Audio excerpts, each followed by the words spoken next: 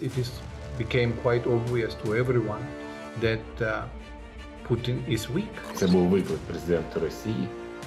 Хто би там що не казав, що це був виклик міністра оборони чи начальника Генштабу, Шойгу і Герасимова. Але Росія постпутчева не має жодних ресурсів на демократизацію. Hello and welcome to Ukraine in Flames, a special project by Ukraine Media Center, and I'm your host, Myroslava Yaremkiv. Prigozhin's rebellion showed that Putin would leave Moscow at the first alarming opportunity. After the Soviet putsch in 1991, Gorbachev managed to stay in power for about 3 months. Some political experts think that approximately the same thing awaits Putin. In today's episode, we're going to talk about the stance of the Russian state following the uprising led by Prigozhin, highlighting how it exposed Putin's vulnerability and his inability to effectively address internal challenges. If you want to learn more about this subject, please continue watching this video and subscribe to our channel so that you don't miss our videos in the future. Will Putin be able to consolidate power again? After all, for him, the continuation of the war with Ukraine is currently a guarantee of political and possibly physical survival. Would Prigozhin have rebelled if his tactics had been more successful and now his mercenaries had, for example, stormed Kramatorsk? Of course, no. He would continue to receive money and recruits from prison.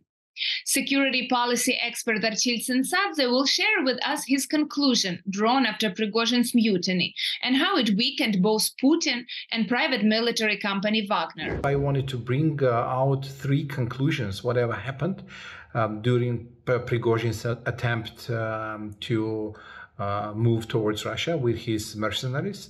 The first conclusion which I brought from all this story is that, well, it became quite obvious to everyone that Putin is weak, and he is weaker than he seemed to be. And what we thought and what everyone thought about him, that he is a strong man and everything else, and then his image constantly disappeared. And well, we can continue discussing his image and then his abilities and his 20 years of ruling Russia, but I believe this is a different topic, and we can postpone it and discuss this topic again. Second conclusion I would say is that well, Prigozhin is also weaker, and whatever he believes he achieved, or whatever we understand he achieved or he did not achieve, he is weaker. And then plus of that, we don't understand who basically was behind him and whether he was alone, the only actor in his tragedy or whatever, or comedy, I would say. And we understand now that he also weaker.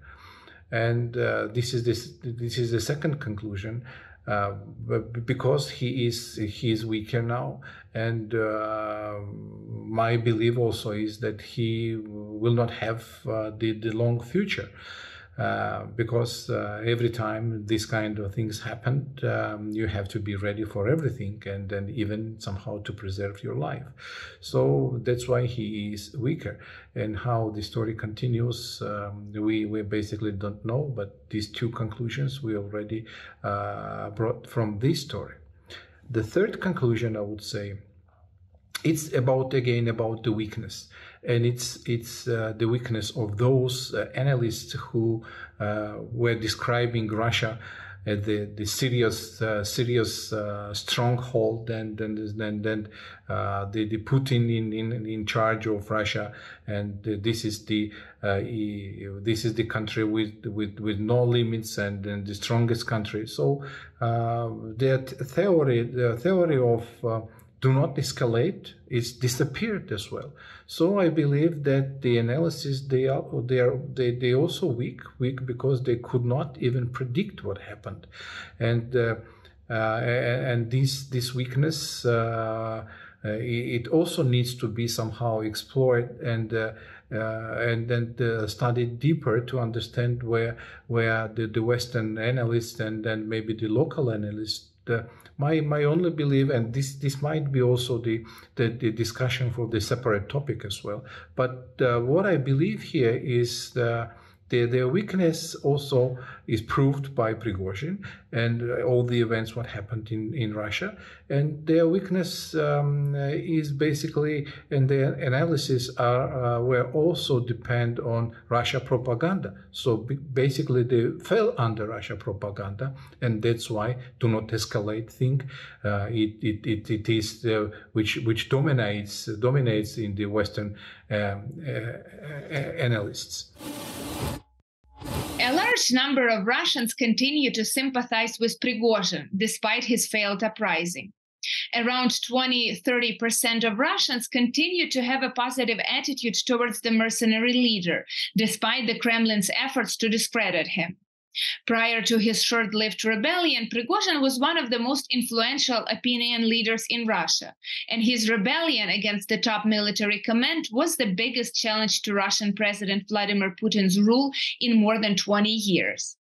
Executive Director of the NGO Euroatlantic course Ihor Seletskyi will analyze this uprising from the point of view of elites, Russian population, and the West. Please take a listen. А що буде з Росією після бунта, заколота Пригожина? Знаєте, є така модна теорія, що краще бути песимістом. Бо якщо ти не вгадаєш, то ти будеш радіти, що ти не вгадав. А якщо вгадаєш, то ти скажеш всім, що я ж передбачав, що так і буде. А з моєї точки зору не буде нічого від слова взагалі. Давайте спробуємо це розглянути в трьох стратах. Да? Перше – еліти, населення Росії і Захід. Для мене дуже цікавий саме Захід в цьому. З точки зору населення це саме простіше. Влада в Росії сакральна. Відповідно, що би не робив її керівник, навіть якщо він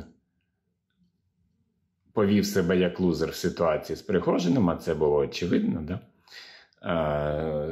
Що якась маленька шмакодявка. Ну, Пригожин – це маленька шмакодявка. Це ніхто, і звати його ніяк. Насмілився кинути виклик президенту Росії, а це був виклик президенту Росії. Хто би там що не казав, що це був виклик міністра оборони чи начальнику Генштабу, Шойгу і Герасимову. Ні, це був виклик президенту Росії. Це була типова Ми знаємо, що Пригожин – це уголовник. Да? Це очевидно, це знають всі. Він сидів, і він себе поводить так само, як всі уголовники. Відповідно, це була спроба спробувати президента Росії на слабо. Але для населення Росії це не має ніякого значення, бо влада там сакральна. Влада сакральна. І влада завжди права. А якби у Пригожина вийшло і він би змістив Путіна, да, то був би правий Пригожин. Якщо Путіна приберуть і замінять на якогось Собянина, Мішустіна, то буде прав Мішустін і Собянин. А це природа російської нації. Для неї влада сакральна. Еліти. Я теж думаю, що нічого не буде. Тому що, по-перше, Путін неодноразово показував свою слабкість. І в ситуації з підводним човном Курськом, да, коли він навіть не зміг відповісти на питання, що трапилось. Він сказав, вона потонула. Тобто у людини не було ані просто позиції відповісти на питання, ні позиції відповідального лідера, який міг прийняти на себе відповідальність за щось. Це перше. І там... Це було неодноразово у Путіна, тобто він не перший раз показав свою слабкість. Захід. А західна позиція мене розчарувала, якщо вірити всьому тому, що писали західні медіа. Тому що це знову позиція краще Путін, ніж незрозуміло що. Тобто краще зрозуміле зло, ніж той, хто прийде замість нього. Краще от така Росія путінська, чим ми спробуємо зруйнувати Російську імперію, як би вона себе не називала. І це сумно і недалекоглядно, бо це позиція 90-х років, яка примусила Україну підписати Будапештський меморандум, яка думала, що через економічну інтеграцію Росії в західне суспільство там з'являться демократичні цінності. Тобто, ви знаєте, західний світ, якщо він справді думає, що краще Путін, ніж незрозуміло, хто за ним, він втретє вже наступає на граблі. Так? 37-го року, коли було умиротворення Гітлера, 90-ті роки, 14-й рік, коли умиротворювали Путіна. Це помилка. Росія має бути знищена. Знищена економічно, санкційно. Вона не має мати технологій для вироблення зброї. Тому що Росія, поки вона існує в цій парадигмі, вона буде намагатися атакувати Україну, Казахстан, розпочинати війну, тому що там домінує імперська психологія. Імперську психологію треба зламати. І це робиться не тим, що ти підтримуєш Путіна як менше зло. Парадигма меншого зло тут не працює.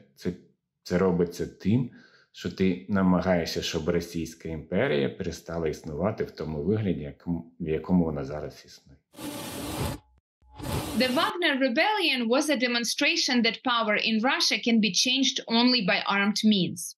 And despite the efforts of Russian president and his administration to give the impression of unity and stability, the consequences of this rebellion are likely just beginning. Political expert Volodymyr Tsybulko will elaborate on the consequences and aftermath of the Prigozhin's mutiny for Russia. Росія після Пригожинського заколоту не може прийти в себе.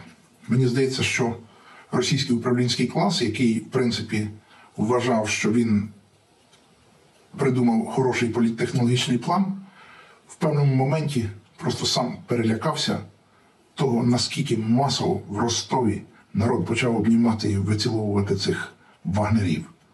Наскільки зневага до центральної влади почала протяжити в умах російського населення. І цей динамічний марш, політтехнологічний марш на Москву, він навіть цікаво був обставлений, тому що відбувалося реальне бомбування цих колон. Є відео на розрив бомб на трасах. Так само збиті авіаційні борти, 5 гелікоптерів і командний літак Іл-22. По суті, сама вистава була справжньою, вона мала ознаки справжнього заколоту. Але і страх розвитку сюжету виявився ще більш страшнішим. І зупинка цього сюжету, вона виявилася вбивчою для всіх. Всі центри прийняття рішень взяли паузу. Не чути позиції Міністерства оборони, не чути позицію Кремля, не чути позицію Патрушева. Тобто, після Пригожина стало зрозуміло, що Путін не має жодного шансу переобратися.